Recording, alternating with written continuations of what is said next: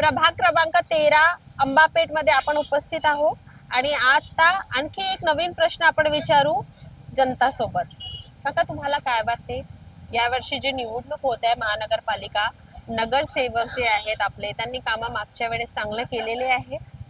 नाही, कामं म्हणजे पूर्णतः केले नाही, पण आता करतील असं अपेक्षा आहे.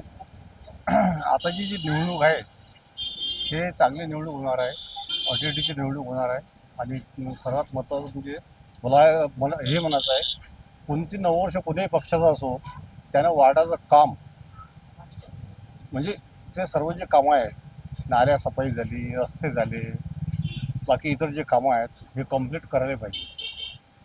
तर तुम्हाला काय वाटते, म्हणजे नवीन चेहरा यायला पाहिजे, जे जुने होते तेच यायला नाही पाहिजे? नाही, मला असं वाटतं की नवीन जे यंग मुलं आहेत त्यांनी चान्स द्यायला पाहिजे. जे जो असं आपण जे BJP आहे, आपले सरकार आहे भाजपचं, त्यानं त्यांचे पक्ष जो आहे त्या पक्षानं सगळ्यात महत्त्वाचं म्हणजे ते मंत्री आहेत, आमदार आहेत, खासदार, त्याच्या मुलीले सुनीले कुणालाच तिकीट दिली नाही. आणि ते अगदी बरोबर आहे. बरोबर आहे. मग माझ्या मतानं अशा आता हा मुलगा आहे असा यंग, त्याला चान्स द्यायला पाहिजे. बस इतकं माझं म्हणणं आहे. बरोबर आहे. तर यावेळेस तुम्हाला काय एखादा स्पेशल पक्ष पाहिजे? मला जसं एकच म्हणतात, म्हणायचं आहे, मला फक्त भाजप पाहिजे. फक्त भाजप पाहिजे? भाजप पाहिजे. त्याला कारण आहे, आपली लॉबी खालून जर दिल्लीपर्यंत असली तर आपण विकास करू शकतो, अन्यथा करू शकत नाही. बरोबर आहे. मला सांगतो, फंड येते कुठून? दिल्ली. केंद्रातून.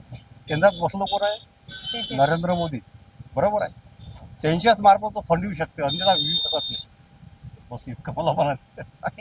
धन्यवाद काका. धन्यवाद.